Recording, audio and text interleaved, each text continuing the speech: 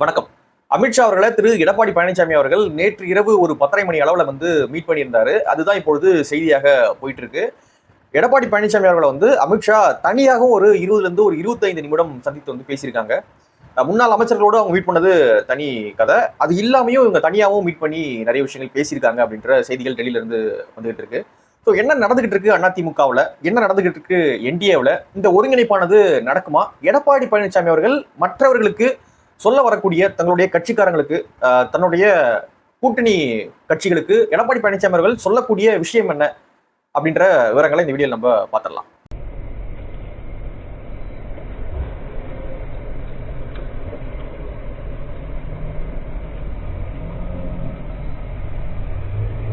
இப்போ எடப்பாடி பழனிசாமி அவர்களுக்கு வெற்றியை தாண்டி வேறொரு பிரஷரானது அவர் மேல போட்டுக்கிட்டே இருக்காங்க. அது என்ன அப்படின்னா, பிரிந்து சென்றவர்களை நம்ம ஒன்றிணைக்கணும், ஒன்றிணைத்தா மட்டும்தான் நம்ம வெற்றி வாய்ப்பை பெற முடியும் அப்படின்றது இப்பொழுது அவர் மீது போடப்படக்கூடிய ஒரு ப்ரெஷர் அப்படின்னு நான் பார்க்குறேன். ஆனா எடப்பாடி பழனிசாமி அவர்கள் அதுக்கு ஒத்துழைக்கிறாரா அப்படின்னு கேட்டீங்கன்னா கண்டிப்பாக கிடையாது. யாரெல்லாம் இவங்களை கட்சியில சேர்க்கணும் அப்படின்னு சொல்றீங்களோ அவங்களும் சேர்ந்து வெளியே போயிருங்க, அவங்க கூட போய் நீங்க சேர்ந்துக்குங்க அப்படின்றதுதான் அவருடைய பதிலாக இருக்கு. திரு செங்கோட்டையன் அவர்கள் அப்படியான ஒரு மனநிலையில தான் வெளியில இவங்க எல்லாரையும் சேர்க்கணும் அப்படின்னாரு. 10 நாள் கெடு விதிச்சாரு. அந்த 10 நாள் கெடு முடியறதுக்குள்ளேயே திரு எடப்பாடி பழனிசாமி அவர்கள் அடுத்த நாள் நீங்க அங்கேயே போய் சேர்ந்துங்க அப்படின்னு சொல்லிட்டு அவரை கட்சியில இருந்து நீக்கி விட்டாங்க. 10 நாள் கெடு முடிஞ்ச பிறகும் திரு செங்கோட்டையன் அவர்கள் செய்தியாளர்களிடம் சொல்றாரு, நம்ம எல்லாம் ஒன்றிணையணும் அப்படின்னு தான் நினைச்சேன், மற்றபடி இந்த இயக்கம் வெற்றி பெறணும் அப்படின்றதான் என்னுடைய நோக்கம் அப்படின்னு சொல்லிட்டு பிரஸ் மீட்டை கழிச்சிட்டார். இதையா நைட்டு பூரா உட்காந்து ஒட்டிட்டு இருந்தீங்க அப்படின்ற மாதிரி தான் இருந்துச்சு அந்த 10 நாள் கெடு. ஸோ அந்த 10 நாள் கெடு புஷ் அப்படின்னு போயிடுச்சு. அவர் அதுக்கு முன்னாடியே டெல்லிலாம் போயிட்டு வந்தாரு, அங்க ஒன்றும் வேலையாகலை. அதனால செங்கோட்டையன் அவருடைய அந்த ப்ரெஷர் அப்படின்றது பெரிய அளவுல எடுபடலை. அது மட்டும் இல்லாம செப்டம்பர் 15ஆம் தேதி அண்ணாவுடைய பிறந்தநாள், அந்த பிறந்தநாள் விழா அதிமுக சென்னையில எடுத்திருந்தாங்க. அதுல திரு எடப்பாடி பழனிசாமி அவர்கள் ரொம்ப தெளிவாக எல்லாருக்கும் ஒரு பதில் சொல்லியிருக்காரு. தங்களுடைய கட்சி தொண்டர்களுக்கு, அது மட்டும் இல்லாம கூட்டணி கட்சிகளுக்கும் தெளிவான ஒரு பதிலை சொல்லியிருக்காரு. டெல்லி உட்பட எல்லாருக்கும் தெளிவான ஒரு பதிலை சொல்லியிருக்காரு. நான் தொண்டனாக இருந்து உயர்ந்திருக்கிறேன், எனக்கு உறுதியான எண்ணம் உண்டு, உறுதியான மனநிலை உண்டு, எதற்கும் அஞ்சாத மாட்டேன், யாரையும் என்னை மிரட்டியும் பார்க்க முடியாது, பண்ண முடியாது. திரு டிடிவி தினகரன், திரு ஓபிஎஸ் அவர்களுக்கெல்லாம் ஓப்பனாவே சொல்லியிருக்காரு, இவங்கெல்லாம் துரோகிகள், இந்த ஆட்சியை கவிழ்க்க பார்த்தாங்க, அதனால ஓப்பனா இவங்கெல்லாம் சேர்க்கவே முடியாது அப்படின்னு சொல்லியிருக்காரு. ஸோ இவங்களுக்கு இடம் இல்லை அப்படின்னும் போது சசிகலா அம்மையாருக்கும் அங்கே ரோல் கிடையாது. செங்கோட்டையன் அவர்கள் சொன்ன அந்த 10வது நாள் கெடு முடியுது இல்லையா, ஸோ அன்னைக்கு தான் இந்த விஷயத்தையே திரு எடப்பாடி பழனிசாமி அவர்கள் சொல்லியிருந்தாங்க. அதனால யாரு ப்ரெஷர் போட்டாலும், கட்சிக்குள்ள அவங்க எவ்வளவு பெரிய ஆளாக இன்ஃப்ளூயன்ஸ் உள்ளவங்களாக இருந்தாலுமே அவங்க வெளியேற்றப்படுவாங்க. இந்த கோரிக்கையை தூக்கிட்டு என்கிட்ட, இந்த நமுத்து போன கோரிக்கையை தூக்கிட்டு என்கிட்ட வராதிங்க, வெற்றி முக்கியம் கிடையாது, இந்த கட்சி காப்பாற்றப்படணும், அது மட்டும் இல்லாம ஒவ்வொரு தொண்டனுக்கும் டிக்னிட்டி முக்கியமானது அப்படின்றத எடப்பாடி பழனிசாமி அவர்கள் சொல்றாங்க. எடப்பாடி பழனிசாமி அவர்களுடைய இந்த மனநிலையை புரிந்து கொண்ட மற்ற மூத்த நிர்வாகிகள்லாம் அப்படியே கப்புச்சிப்புன்னு சைலண்ட் ஆயிட்டாங்க. சிலருக்கு அந்த எண்ணம் கூட இருந்திருக்கலாம், இவங்கெல்லாம் உள்ள கூட்டு வரலாம், இவங்களை சேர்த்துட்டு ஒரு வெற்றி நம்ம பெறுவதற்கான வாய்ப்புகள் கூட அமையலாம் மேபி அப்படின்ற ஒரு சிந்தனை கூட மூத்த நிர்வாகிகளுக்கு அதிமுகவில் இருந்திருக்கலாம். ஆனா எடப்பாடி பழனிசாமி அவர்கள் எடுக்கக்கூடிய ஒரு போல்டான முடிவு இருக்கு இல்லையா, செங்கோட்டையன் பேசினாலும் செங்கோட்டையனாகவே இருந்தாலும் கட்சி விட்டு தூக்கிடுவேன் அப்படின்ற ஒரு இது இருக்கு இல்லையா. ஸோ இந்த அப்ரோச் மற்ற நிர்வாகிகளுக்கு ஒரு கலக்கத்தை ஏற்படுத்துது. அதனால அந்த எண்ணம் சேர்க்கணும் அப்படின்ற எண்ணம் கொண்ட மற்ற யாருமே அதன் பிறகு அந்த எண்ணத்தை வெளிப்படுத்த முடியல. அதுக்கு வாய்ப்பும் எடப்பாடி பழனிசாமி அவர்கள் தரல. யாருன்னா வெளிப்படுத்தணும் அப்படின்னா வெளியே போய் வெளிப்படுத்துங்க, நீ போய் தனியா தொங்கு அப்படின்னுவாங்களா, அந்த மாதிரி எடப்பாடி பழனிசாமி அவர்களுடைய பதிலானது அமைஞ்சிருக்கு அவருடைய செயல்கள் மூலியமாக. இது ஒரு பக்கம் இருக்கு. இப்போ தெளிவாக என்ன தெரியுது அப்படின்னு பாத்தீங்கன்னா, இந்த பிரிந்து போன நபர்கள், அதாவது பிரிந்து போனாங்க அல்லது பிரித்து விடப்பட்டாங்க, தூக்கி விடப்பட்டாங்க, ஏதோ ஒன்று விடுங்க, ஓபிஎஸ், டிடிவி, சசிகலா, இவங்களுக்கெல்லாம் ஒரு காலமும் எடப்பாடி பழனிசாமி அவர்கள் பொதுச் செயலாளராக இருக்கும் வரை இடம் இல்லை அப்படின்றது தெள்ள தெளிவாக நமக்கு தெரியுது. அதனால இந்த ஒருங்கிணைப்பு அப்படி இப்படின்னு இனிமே யாரும் உருட்டுவதற்கான வாய்ப்புகள் இல்லை. செங்கோட்டையன் அவர்கள் திடீர்னு உருட்டினார் இல்லையா, ஸோ அந்த மாதிரி இனிமே அதிமுகவிலிருந்து ஒருத்தர் வெளியே இந்த மாதிரி உருட்டி நம்ம எதனா சாதிக்க முயற்சி பண்ணலாம், அல்லது ஏதாவது லைம்லைட் நம்ம மேல விழ ட்ரை பண்ணலாம் அப்படின்ற உருட்டல்கள்லாம் இனிமேல் வேலைக்கு ஆகாது அப்படின்றத தெள்ள தெளிவாக தெரியுது. என்ன அப்படின்னா, இவங்க எல்லாரையும் அதிமுக உள்ள திரும்ப சேர்த்தார் அப்படின்னா, எடப்பாடி பழனிசாமி அவர்கள் வெற்றி தான் முக்கியம் அப்படின்ற அடிப்படையில் இவங்க எல்லாரையும் திரும்ப உள்ள சேர்த்தாங்க அப்படின்னா, இவங்க எல்லாருமே திரும்ப எடப்பாடி பழனிசாமி அவர்களே சேலஞ்ச் பண்ணுவாங்க. ஸோ எடப்பாடி பழனிசாமி அவர்கள் நம்முடைய இடத்துக்கு வந்து பிரச்சனை ஏற்பட்டுரும் அப்படின்றத தாண்டி இவங்க கண்ட்ரோல்ல கட்சி போயிடுச்சு அப்படின்னா மற்றபடி அதுக்கப்புறம் ஒண்ணுமே பண்ண முடியாது. திரும்ப வந்து இவங்க சொல்றதான் கட்சி, இவங்க குடும்ப சொத்து மாதிரி வந்து கட்சி ஆகிடும். ஒவ்வொரு தனிநபருக்கும் டிக்னிட்டி, இந்த தொண்டனுக்கு வந்து டிக்னிட்டி அப்படின்றது போயிடும் அப்படின்றத அவரு தெள்ள தெளிவாக சொல்றாரு. மரியாதை, வெற்றியை விட மரியாதை தான் முக்கியம் அப்படின்றாரு. அதனால இவங்க எல்லாரையுமே திரும்ப எடப்பாடி பழனிசாமி அவர்கள் உள்ள கூப்பிடுறதுக்கான அந்த பாசிபிலிட்டி வந்து ரொம்ப கம்மியாக இருக்கு. கூப்பிட்டாலும் என்னவா கூப்பிட்டு இவங்களை அகாமடேட் பண்ணுவாரு அப்படின்னு ஒரு ஒரு கேள்வி இருக்குல்ல. என்ன கூப்பிடுறாரு ரைட்டு, என்ன பொறுப்பு கொடுப்பாரு இவங்களுக்குலாம் அப்படின்னு ஒரு கேள்வி இருக்கு. திரும்ப இன்னைக்கு ரைட்டு, இன்னைக்கு வந்து சேர்க்கிறாங்க, கட்சி 2026 தோல்வி அடையுதுன்னு வச்சுங்க. தோல்வி அடையும் பொழுது திரும்ப இவங்க கட்சிக்குள்ள இருந்து ரிபல் பண்ணாங்கன்னா என்ன பண்றது? வெற்றி அடைந்த ஆளுக்கு ஒரு 10 எம்எல்ஏ வச்சுக்கிட்டு ரிபல் பண்ணாங்கன்னா என்ன பண்றது அப்படின்ற நிறைய கேள்விகள்லாம் இருக்கு. இவங்க 3 பேருமே வந்து யார சேலஞ்ச் பண்றாங்க அப்படின்னா திரு எடப்பாடி பழனிசாமி அவர்கள் தான். எடப்பாடி பழனிசாமி அவர்களை சேலஞ்ச் பண்ணிக்கிட்டு அதிமுகவில் நாங்க வந்து ஜாயின் பண்ணணும் அப்படின்னா அது எப்படி வேலைக்கு ஆகும்? இல்ல, எனக்கு புரியல. இந்த லாஜிக்கே எனக்கு வந்து புரிய மாட்டேங்குது. திரு டிடிவி தினகரன் அவர்கள் எடப்பாடி பழனிசாமி அவர்கள் சொல்லும்போது துரோகம் அப்படின்னு தான் சொல்றாரு. இபிஎஸ் அப்படின்னு கூட சொல்ல மாட்டாரு. துரோகத்தை நான் வந்து வீழ்த்துவேன், இந்த துரோகம் வந்து எனக்கு துரோகம்ன்றாரு இபிஎஸ். அப்படி இருக்கும்பொழுது நாங்கெல்லாம் ஒன்றிணையணும் அப்படின்னு வந்து சொன்னா அது எப்படி வேலைக்கு ஆகும்? இப்பொழுது தேர்தல் ஆணையத்தினால அங்கீகரிக்கப்பட்டு அதிமுகவுடைய அந்த ரெட்டலை சின்னம், அந்த கட்சி ஆபீஸ் எல்லாமே வந்து இப்போ டோட்டலா இபிஎஸ் கிட்ட தான் இருக்கு.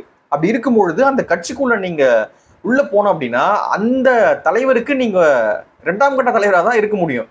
அதை விட்டுட்டு நான் அவரை சேலஞ்ச் பண்ண போறேன், அவரை சேலஞ்ச் பண்ணுவேன் அப்படின்னு ஒரு பிரஸ் மீட்லையும் பேசிக்கிட்டு நம்ம எல்லாம் ஒன்றிணையணும் அப்படின்னா இது முதல்ல லாஜிக்கலாவே ரொம்ப தவறாக இருக்கு. அடிப்படையே ரொம்ப தவறாக இருக்கு.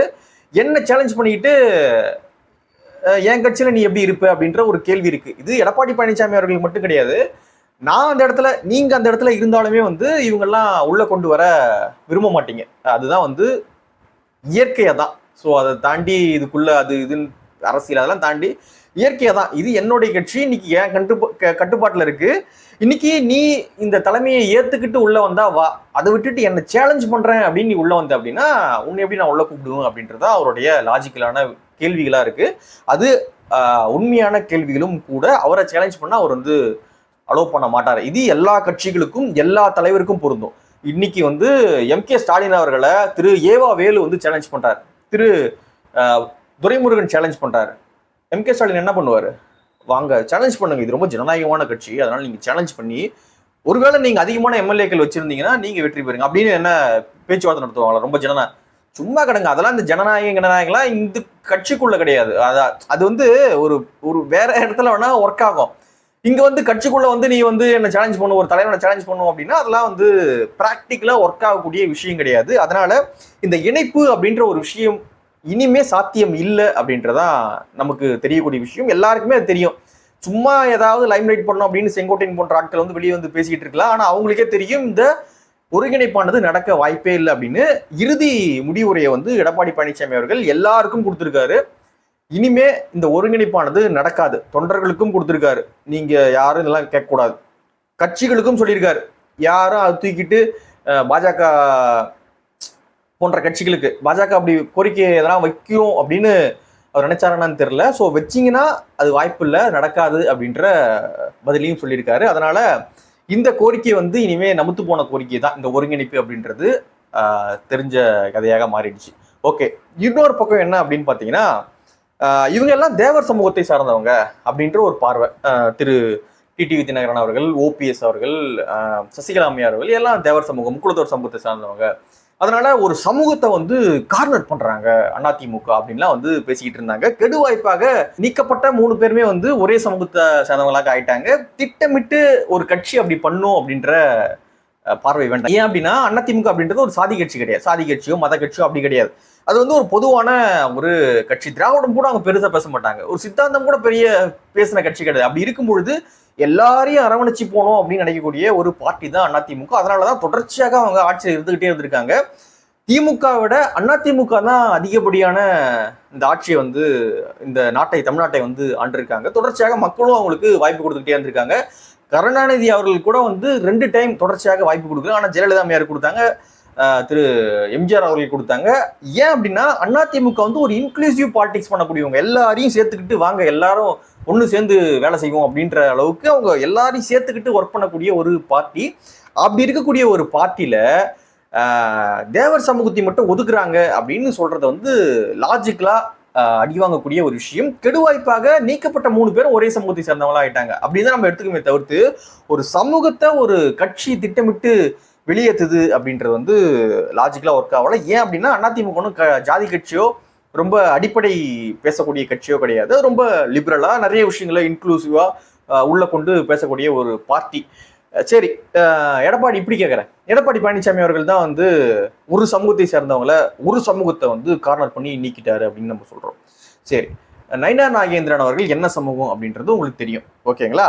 அவருடைய சமீபத்திய நடவடிக்கையை பார்ப்போம். ஓபிஎஸ் அவர்கள் வந்து ஓப்பனாகவே சொன்னாரு, மோடி அவர்கள் நான் மீட் பண்ண போறேன், உங்களை மீட் பண்றது என்னுடைய பாக்கியம் அப்படின்லாம் சொல்லி அறிக்கையெல்லாம் விட்டார். ஆனா ஓபிஎஸ் அவர்களை மோடி அவர்களை மீட் பண்ண வைக்கல அப்படின்னு சொல்லிட்டு ஓபிஎஸ் அவர்கள் ஓப்பனாவே திரு நயினார் அவர்கள் மீது குற்றச்சாட்டை வச்சாரு. நான் மெசேஜ்லாம் கூட பண்ண பாருங்க எடுத்து காட்டினாரு. அதற்கு நயினார் அவர்கள் என்ன சொன்னார் அப்படின்னா, நான் சொல்லியிருந்தா கூட்டுமை காட்டியிருப்பேன் அப்படின்னு சொல்ல இவர் மெசேஜ்லாம் எடுத்து காட்டினாரு. அப்படி போயிருந்தது, ஓகேங்களா? டிடிவி அவர்களுமே வந்து நயினார் அவர்களை குற்றச்சாட்டு வச்சிருந்தாரு. நயினார் அவர்களுடைய செயல்பாடு சரியில்லை, எடப்பாடி பழனிசாமி அவர்களுக்கு ரொம்ப அனுசரணையாக போயிட்டு இருக்காரு அப்படின்னு சொல்லி குற்றச்சாட்டுகள்லாம் வச்சிருந்தார். டிடிவி அவர்களுக்கும் நயினார் அவர்களுக்கும் ஒத்து போல, ஓபிஎஸ் அவர்களுக்கும் நயினார் அவர்களுக்கும் ஒத்து போல. அப்படி இருக்கும் பொழுது பாஜக திட்டமிட்டு ஒரு சமூகத்தை கார்னர் பண்ணது அப்படின்னு நம்ம சொன்னா எப்படி இருக்கும்? அதே சமூகத்தை வைத்து அந்த சமூகத்தை வந்து அவங்க கார்னர் பண்ணிக்கிட்டு இருக்காங்க சொன்னா எப்படி லாஜிக்கலா ஒர்க் ஆகுமா? சும்மா ஏதோ நம்ம இதை புலம்ப வேண்டியதுதான், இது பிதற்றல் அப்படின்னு சொல்லுவாங்க, அது மாதிரி பிதற்ற வேண்டியது, அது ஒன்றும் பிரச்சனை கிடையாது. ஆனால் இதெல்லாம் ப்ராக்டிக்கலா லாஜிக்கலா இதெல்லாம் ஒர்க் ஆகுது அப்படின்னு கேட்டிங்கன்னா அதெல்லாம் ஒன்றும் கிடையாது. அவங்க சரி கிடையாது, கட்சி வந்து அவங்கள வேணாம் நினைக்குது, அவ்வளவுதானே தவிர்த்து மற்றபடி அவங்க பின்னாடி ஒரு சமூகம் இருக்கிறதுனால அந்த சமூகத்தை வந்து கார்னர் பண்றாங்க அப்படின்னு நம்ம எடுத்துக்கிறது சரியான போக்கு கிடையாது. ஏன் அப்படின்னா இந்தியாவில் பிறந்த எல்லாரும் பின்னாடியும் ஒரு சாதி இருக்கும். அதனால ஒரு தனிநபரை கட்சி ஒதுக்குது அப்படின்னும் போது ஒரு சாதியவே ஒதுக்குறாங்க, ஒரு மதத்தையே ஒதுக்குறாங்க அப்படின்லாம் வந்து சொல்றது பெரிய லாஜிக்கலாக எனக்கு படலை. குறிப்பாக திமுக அந்த கேம்பெயினை பெரிய அளவில் எடுத்தாங்க.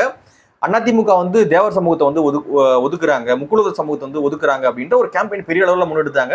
அது 24ல அவங்களுக்கு ஒர்க்கும் ஆகியிருக்குன்னு நினைக்கிறேன். ஆனா அந்த நரேட்டிவ் இப்போ கொஞ்சம் கொஞ்சமாக உடஞ்சிட்டு இருக்கு அப்படின்றத நம்மளால இந்த தமிழகத்தை காப்போம் மக்களை மீட்போம் பயணத்தின் மூலமாக நம்மளால பார்க்க முடியுது. ஏன் அப்படின்னா தென் மாவட்டங்கள்ல திரு எடப்பாடி பழனிசாமி அவர்கள் போகும்போது பெரிய அளவுல கூட்டமானது கூடுது. எப்படி கொங்கு மண்டலத்துல வந்து கூட்டம் கூடுதோ, மற்ற பகுதிகளில் வந்து கூட்டம் கூடுதோ, அதே அளவுக்கான கூட்டங்களை வந்து நம்ம தென் மாவட்டங்கள்லயும் வந்து பார்க்க முடியும். அதனால வந்து கொஞ்சம் கொஞ்சமாக நெரேட்டிவ் ஆனது உடஞ்சிக்கிட்டு இருக்கு அப்படின்னு தான் நான் நினைக்கிறேன்.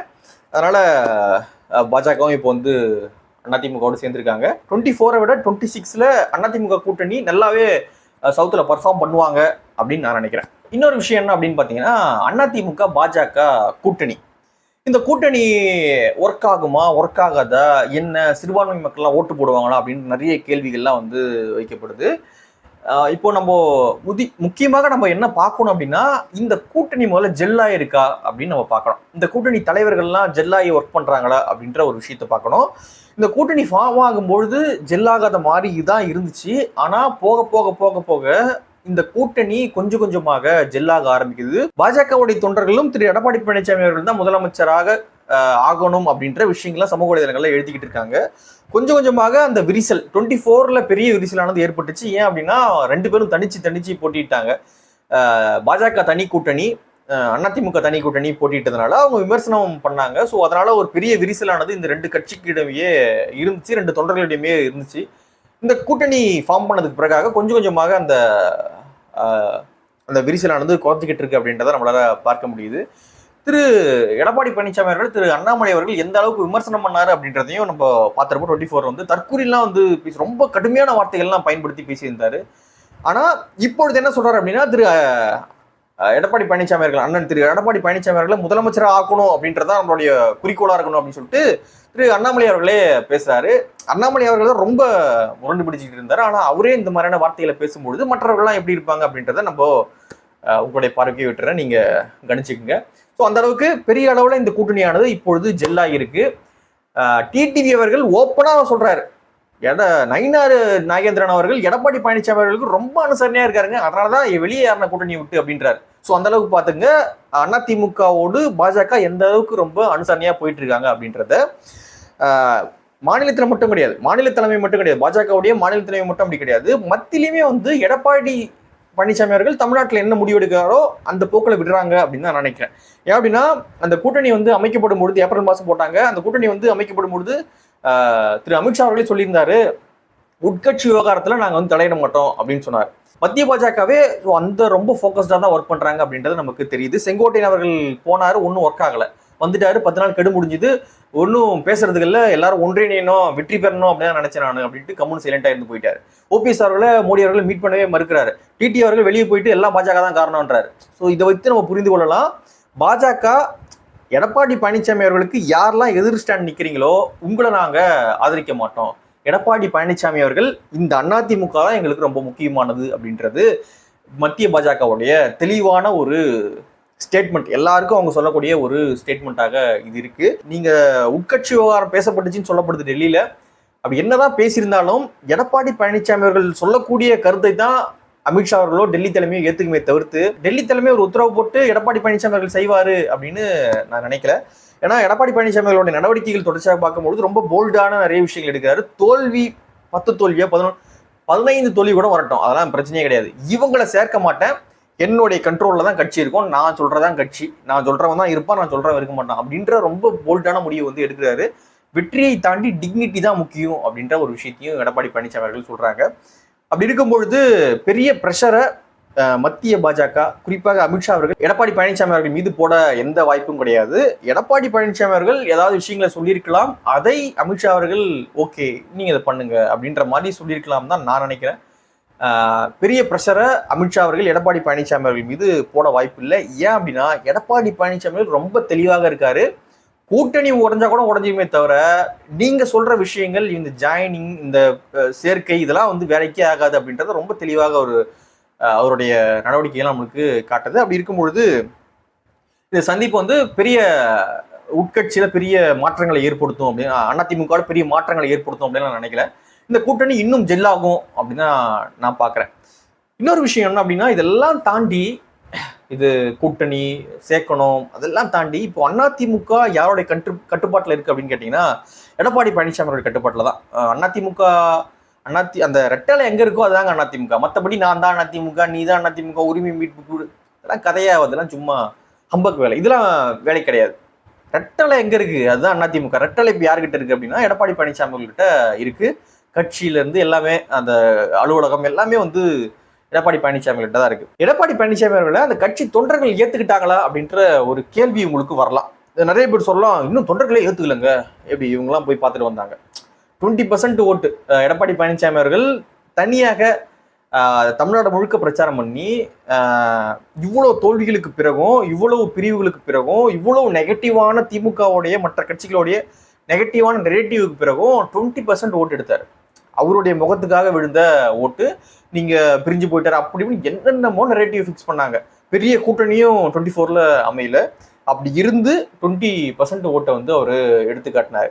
ஸோ அது எடப்பாடி பழனிசாமி அவர்களுக்காக கிடைத்த ஓட்டு. அது நாடாளுமன்ற எலெக்ஷன் அப்படின்றதுனால நான் கம்மியாக வந்திருக்குன்னு நினைக்கிறேன். இதே சட்டமன்ற எலெக்ஷனாக இருந்தால் இன்னும் அதிகமான வாக்குகளை அதிமுக பெற்றிருப்பாங்க. ஏன்னா 2 தேர்தலுக்குமான வித்தியாசமானது இருக்கு, அது ஒரு பக்கம் இருக்கும். அதை தாண்டி கட்சி தொண்டர்கள் அதிமுகவுடைய தொண்டர்கள் எடப்பாடி பழனிசாமி அவர்களை வந்து ஏற்க ஆரம்பிச்சிருக்காங்க. ரொம்ப தெளிவாக அவருடைய முடிவுகளை வந்து ஆதரிக்கிறாங்க. அவர் தான் அடுத்தது, எம்ஜிஆர் ஜெயலலிதா அடுத்தது எடப்பாடி பழனிசாமி தான் அப்படின்றத ரொம்ப தெளிவாக அதிமுக தொண்டர்கள் உணர தொடங்கிட்டாங்க. அப்படின்றது அவருடைய முடிவுகளை அவங்க அமைதியாக அங்கீகரித்து பொறுத்து நம்மளால புரிஞ்சுக்க முடியுது. ஸோ அவர் அமித்ஷா போய் அமித்ஷா மீட் பண்ணிட்டாரு, அதெல்லாம் ஒன்றும் கதையே கிடையாது. போகலாம் மீட் பண்ணலாம், ஒன்றும் பிரச்சனை கிடையாது. அதனால அதிமுகக்குள்ள பெரிய மாற்றம் வரப்போகுது அப்படின்னு கேட்டிங்கன்னா ஒன்றும் கிடையாது. அதுக்கான பதிலாக அந்த பொதுக்கூட்டத்திலே வந்து பொதுக்கூட்டத்திலே வந்து எடப்பாடி பழனிசாமி தெளிவாக சொல்லிட்டாரு, யாரும் சேர்க்கணும் வந்தீங்கன்னா ஒன்றும் வேலைக்கு ஆகாது, யாருடைய ப்ரெஷருக்கும் நான் வந்து அடிப்பணிய மாட்டேன் அப்படின்றது தெளிவாக சொல்லிட்டாரு. அதனால அமித்ஷா அவர்களை மீட் பண்ணார், மோடி அவர்களை எடப்பாடி பழனிசாமி மீட் பண்ணாலுமே வந்து அதிமுகக்குள்ள இன்னைக்கு பெரிய மாற்றங்கள் வராது. இந்த கூட்டணி ஜெல்லாகத்தான் அவங்க மீட் பண்ணதை தவிர்த்து மற்றபடி வேறு காரணங்கள் இருக்காது அப்படின்னு நான் நினைக்கிறேன். உங்களுடைய பார்வை என்ன அப்படின்றத கீழே கமெண்ட்ல பதிவு பண்ணுங்க. வேற ஏதாவது திட்டணும் அப்படின்னாலும் போடுங்க. வேற ஏதாவது கருத்துக்கள் இருந்தாலும் பதிவு பண்ணுங்க. நன்றி. சப்ஸ்கிரைப் பண்ணிடுங்க.